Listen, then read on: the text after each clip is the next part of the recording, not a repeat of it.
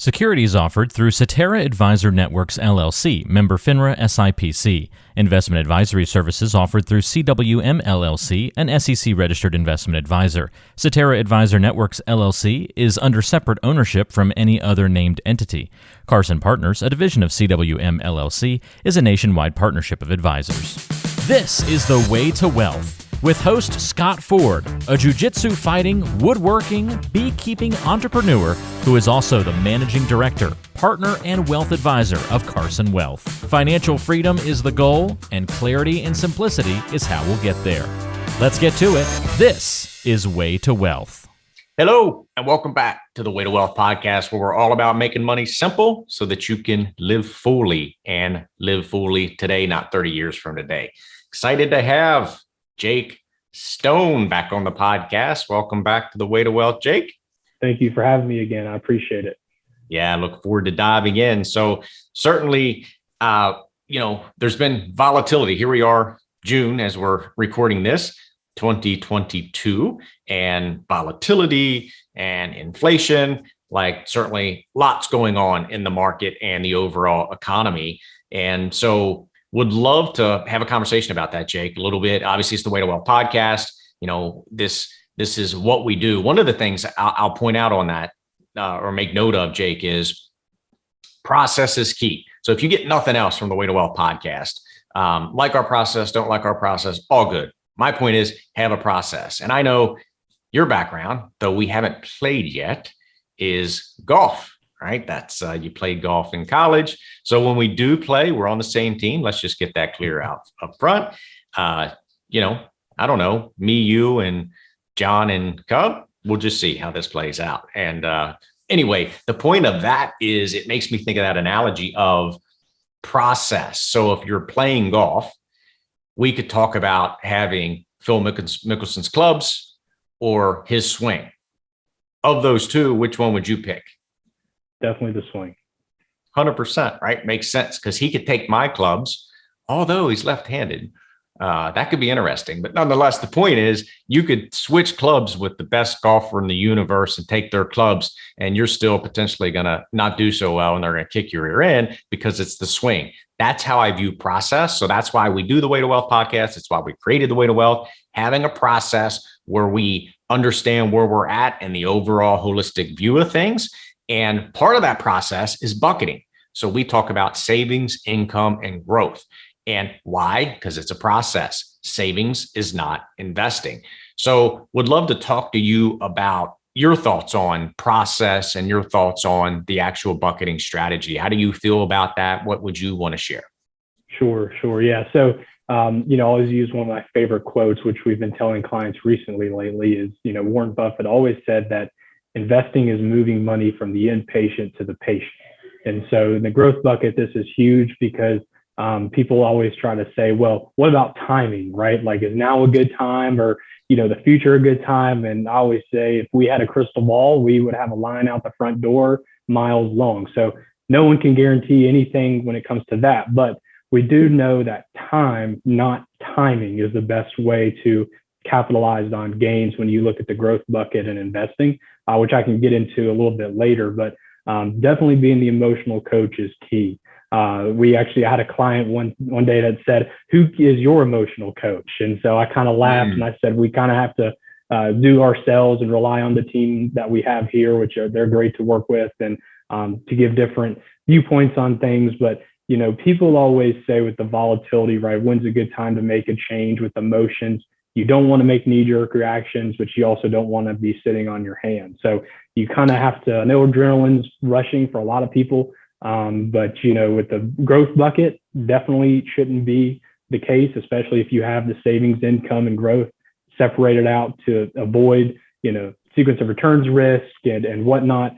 But, really, when you look at what's going on, we have to find that equilibrium because you probably have good holdings. It's just you don't want to throw the baby out the bathwater completely because over time, things tend to recover, right? So go back to the golf analogy, and it's always great to, the caddy is the only person that can give advice, right? So they can't get advice from anyone else from when they tee off to when they finish.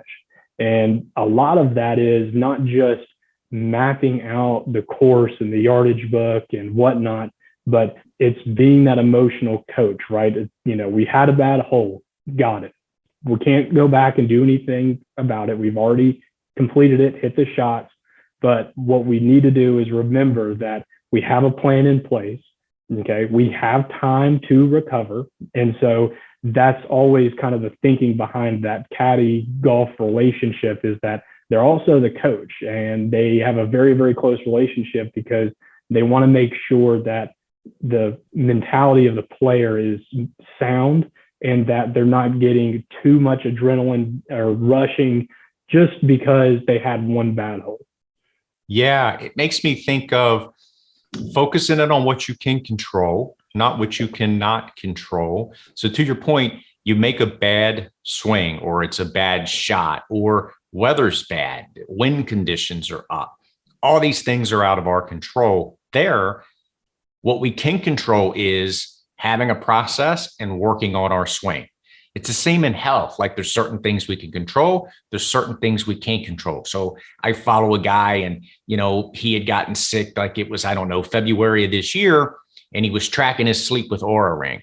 The point of the story is he could see what happened to his sleep, right? And his heart rate, et cetera, when he was sick. It was the lowest scores that he's ever gotten. What did he do? He stuck with his process. What was his process? He does a morning routine. He has a nighttime routine. He goes to bed at a certain, all these things are in his control. So he kept doing that. And so what happened? He got sick. And so you see the decrease in scores, et cetera. He kept doing the routine, and you could see the increase of getting right back on track, focusing on what he could control, not what was out of his control. So I love that analogy, Jake, that you shared, and emotional coach, because that really is, in times like this, it's exactly what we are. And it's really exactly part of why we have a process called the way to wealth in these three buckets, because the savings bucket, when you have that, and we set up a minimum of 12 months, by the way, some need and want more because we're all different. Mine's higher than that because that's who I am. Then the income, we say minimum 10 years, and then growth 10 years beyond. So at a minimum, you got 1 year savings, you got 10 years income set aside, and then you have growth money where we need to have growth. Why? To keep up with inflation. That's certainly relevant in this time. So that's the idea. So much of investing in money does come back to psychology and how we think about things and how we act and or react. That's the idea of the bucket methodology. So would love to talk more about what you see going on with volatility. I know you had some charts which you could share, or we could put in show notes, and putting it in perspective, maybe historically. Sure. Yeah. And talk about the psychology. There's actually a really good book, The Psychology of Money by Morgan Housel. So, I would recommend, if you ever get the chance just to read it, audiobook or what have you, it's very good. Just kind of gives you a different perspective and understanding of how people think about money and whatnot. So it's a really good read. But kind of just, how it relates to the growth bucket, right? So remember, the growth bucket is your inflation hedge, which, Scott, is 8.6%. So I don't know what it's going to be for June when they report in July, but that's very, very high numbers. We haven't seen it in 41 years. And so that's why the growth bucket is so important, right? Because the savings, banks aren't paying that right now. And so, yes, markets are volatile, but it is that 10-year time frame. So we have to think about that, because our dollar today is not going to be worth what it is even next month. That's the world we're living in, or at least it's been for the last year or so.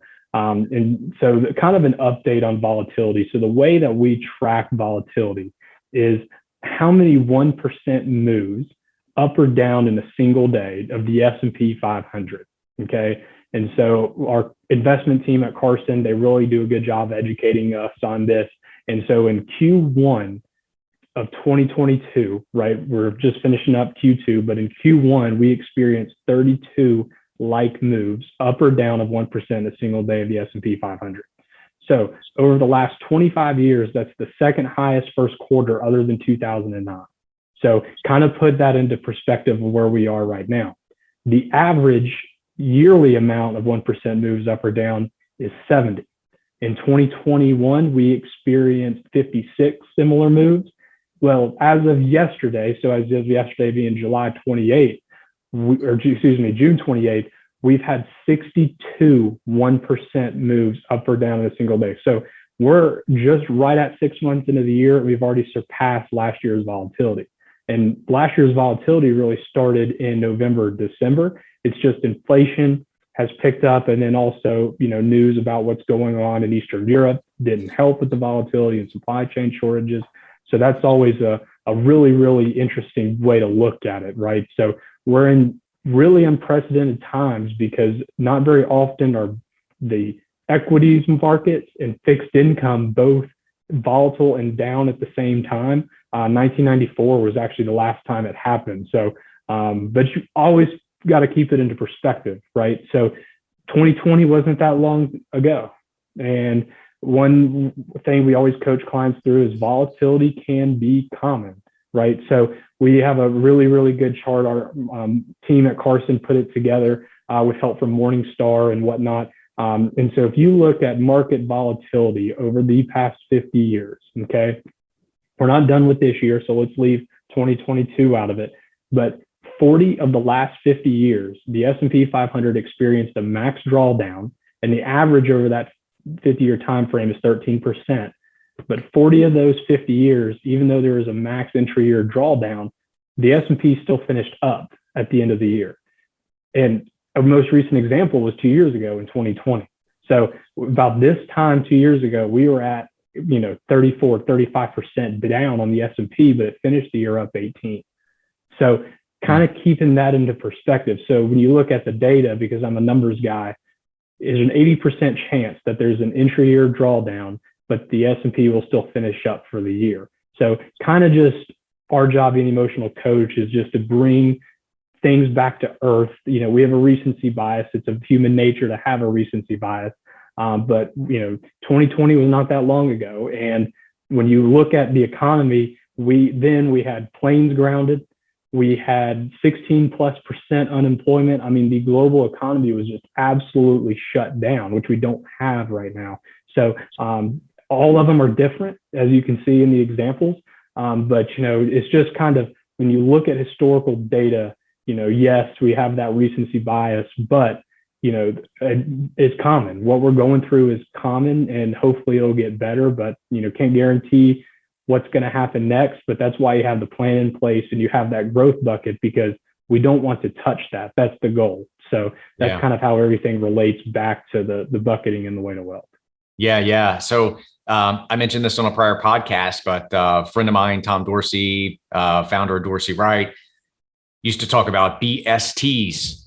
BSTs are big, scary things. And basically, almost every year, if you just go back in history, there's a big, scary thing. It's life. And that's where process comes in to be able to navigate the big, scary things. And by the way, on the buckets, we're all different. So it's like, to me, it's about allocating in a way that is comfortable to you, the sleep factor, where, I got enough in savings. I feel good no matter what big, scary thing is thrown my way. I got an income strategy in place that I feel good no matter what comes my way. A big, scary thing. I got growth money so that with inflation, I have a plan in place to keep up with inflation. And, we're all different. So making sure you're allocated in such a way. So whoever you're working with, if you're handling your own money, make sure you're allocated in such a way that no matter what big, scary thing comes up in 2022 or 2023, there will be something, again, because it's called life, that you have an emotional structure and process in place that you can be comfortable enough to stick with the plan and be able to navigate that kind of market. You also, with inflation, it made me think, maybe we'll do another podcast here soon about inflation. And so if you're listening to this, if that's of interest, put it in the response box, if you would, as far as, we would like to learn strategies to keep up with inflation. Because here's some things that people don't think about inflation is, like a 30-year mortgage. Is that good or bad in an inflationary environment? We'll use in time, setting up like our own banking system with dividend paying whole life in bucket one. It's part of my strategy. Well, guess what? With that investment or that premium going in, or your mortgage being fixed, inflation is actually beneficial because your dollars are buying the same amount, but it's discounted because it's locked in at that same payment. So there's ways to navigate this that is not always obvious. So maybe we'll have another podcast to talk about that in the future. So savings, income, and growth, it's part of our process. How you allocate amongst there is critically important. And what I would say is, if you're not doing that, you really should be, or talk to someone who does have a process of some fashion like that. Example, I know, been doing this since 91. So met with a lot of people, business owners, entrepreneurs, primarily for me. However, plenty of retirees and pre-retirees that I've worked with through the years. And one of the things psychologically that I know happens is when you're working and you have a big, scary thing, it's concerning, but it's not as concerning because you believe anyway, you're going to still get that paycheck every 2 weeks because you're still working. When you retire, now you're taking money from a portfolio as a paycheck, and it's that piece of psychology. It makes it more difficult to be comfortable, which is why we have an income bucket. So there's strategies that you can do to make sure, no matter what happens, I feel like I'm solid on my income. Today, we're going to talk about growth buckets. So 2 questions here, Jake. What are some examples that people could be thinking about in the actual growth bucket, which is typically 10-year beyond money? What are some examples there? And then second, what should or could we be doing in the growth bucket? Because I know people hear, don't look at your statement, put it under your pillow, all these things. Not really. I mean, let's make sure you understand the plan, and then are there things you can do in the growth bucket? So 2 pieces of the question. 1, what options in the growth bucket? And 2, what could people be considering now to actually do in the growth bucket? Sure. So, and I'll give you a really cool kind of chart to kind of review. And it's actually through a colleague shared it with me. Putnam Investments does some really good research. And so on that note, I always want people to think about whether you're working with an advisor or you're doing it yourself. It's what's your buy and sell discipline. Okay. So with the growth bucket, and this is a great piece of data from the folks at Putnam, is if you started out with $10,000 invested in the S&P 500 exchange traded fund on December 31st of 2006 and held it until December 31st of 2021, so over 15 years, if you started with $10,000 and you didn't touch it, you just let it grow, held on to that asset, it would have had a 10.66 annualized total return, and then would have been worth $45,682 at the end of the 15-year time frame. And the reason I say it's important to know what the buy-sell discipline is because if you miss the best 10 days, okay, if you pulled out, you got emotional, your annual return is only 5%, and at the end of the 15-year period, it would be just a little south of $21,000, just by missing the best 10 days, which we don't know what those best 10 days are going to be, right? They're in the middle of, more than likely, of the volatile cycle. And what's the scariest number is if you miss the best 40 days, so 40 days out of all the days in a 15-year time frame, that's a very small number, but you actually would lose money. You would have about $5,786. So that's where that growth bucket comes in. I encourage people, whether you work with an advisor or doing it yourself, to kind of revisit that because, just most people own good assets. They just take the emotions into play. And that's why I love that, data, because it is true, right? There's research proven behind it that if you miss a certain number of days on the recovery cycle, you're going to be missing out long term. So some opportunities that we see in the growth bucket is during volatile times, and a lot of people you're doing this with your 401ks and whatnot that you just may not be realizing. But when you do something called dollar cost averaging, what you're doing is over time, you're paying less for a holding because you could be putting, say, $500 in your paycheck every single 2 weeks, bi-monthly, right? And you could be saying, well, I just put $500 in and the market's down. But you just bought those holdings that you have at a lower price. So over time, it's a very good strategy to mitigate volatility. So we have some clients we work with that have cash on the sidelines, and we're moving them through this of saying, put X number of dollars in per month, right? Or bi-monthly or whatever it is. And then what you're doing is you're buying on some dip days, right? And so, but remember, we're doing this in the growth bucket, not in savings or growth. This is just another way to diversify. So that's one opportunity. And another opportunity that we've seen a lot recently is Roth conversions. Okay, so we're going back to the tax delta brick and going back to the funnels, but this year is a lot different doing Roth conversions.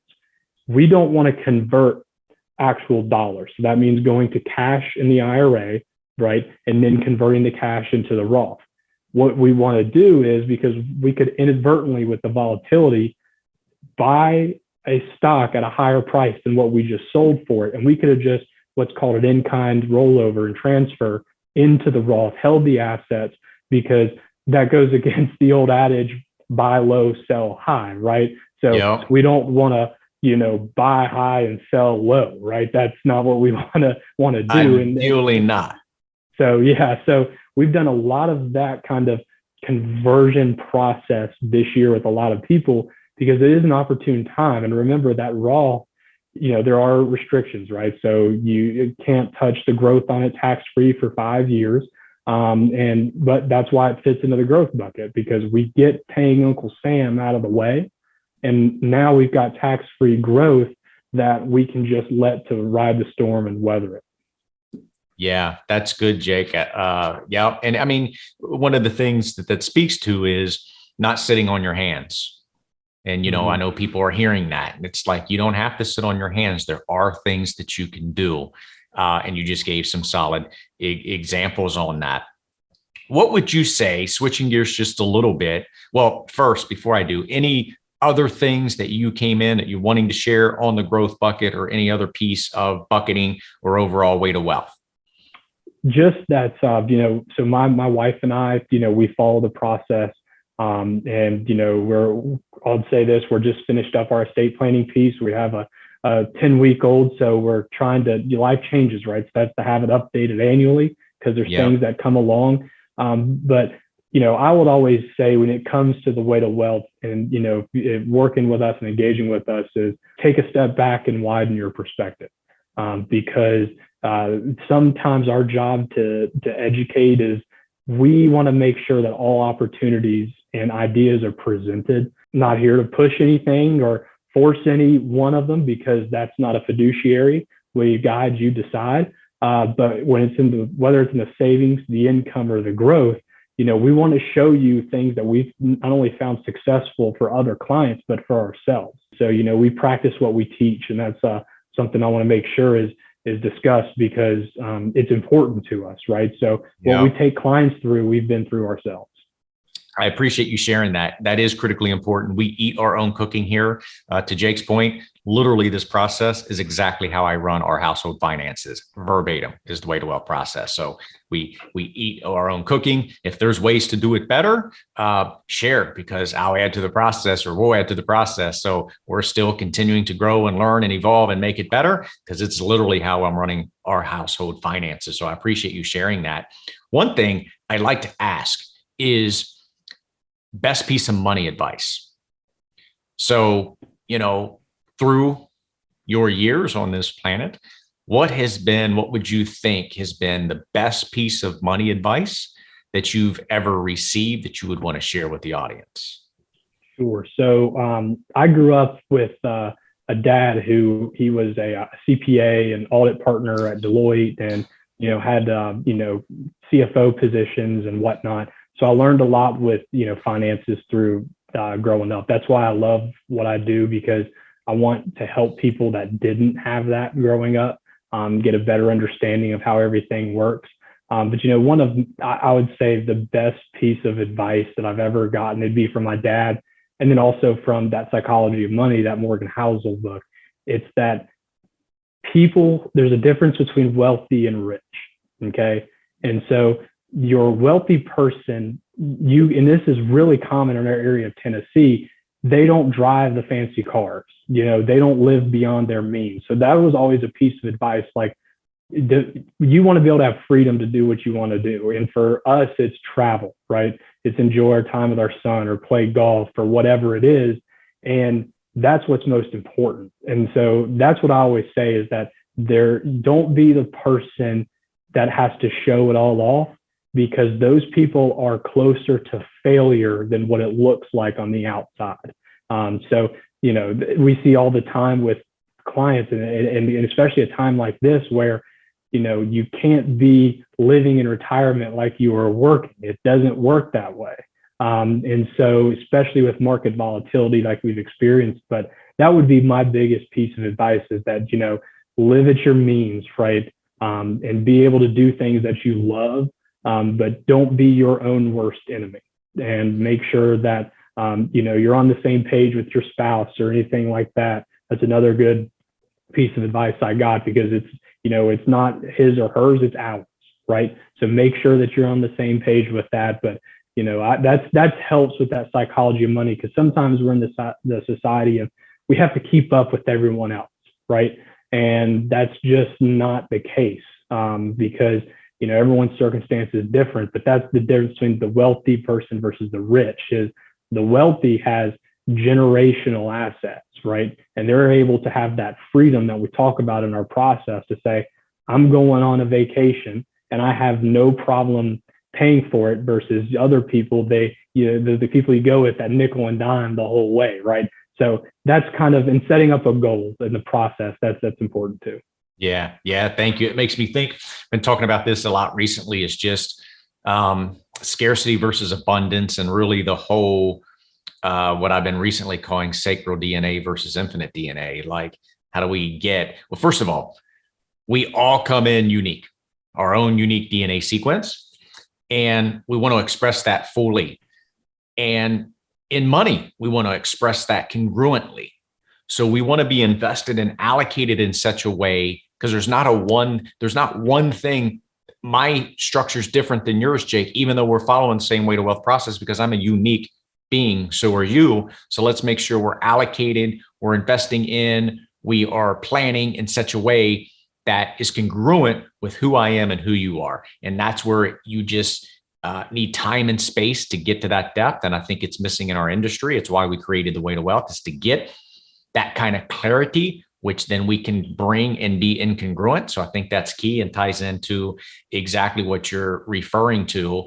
And that's where it's at. That's where you can be comfortable, or more comfortable, with the volatility, with inflation, because you have a process, and you're allocated and structured in such a way that matches your unique person of who you are and your family, as you shared. What I would say is, rock solid advice, of course, from Jake Stone, which is why it's rock solid. With a name like Stone, you would expect nothing different. But I know Jake's phenomenal at what he does, cares deeply about clients that entrust us, and does a fantastic job. He's got a diverse background as an MBA, but he's really good at what he does. So I appreciate you coming on and sharing, Jake, and sharing knowledge with the people listening to the Way to Wealth podcast. And on that note, anything else you would want to make sure to share with the audience?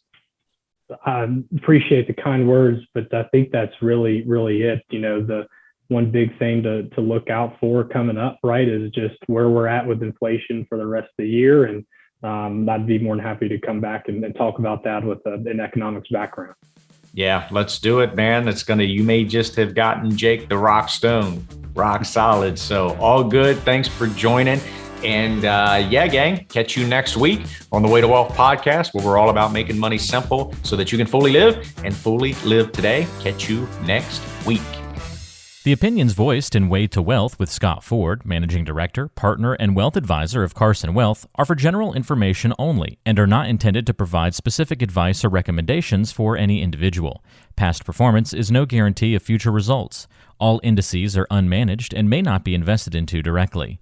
Investing involves risk, including possible loss of principal. No strategy assures success or protects against loss. To determine what may be appropriate for you, consult with your attorney, accountant, financial, or tax advisor prior to investing. The Legato family is not affiliated with Cetera Advisor Networks, LLC, or CWM, LLC. Carson Wealth, 19833, Leitersburg Pike, Suite 1, Hagerstown, Maryland, 21742.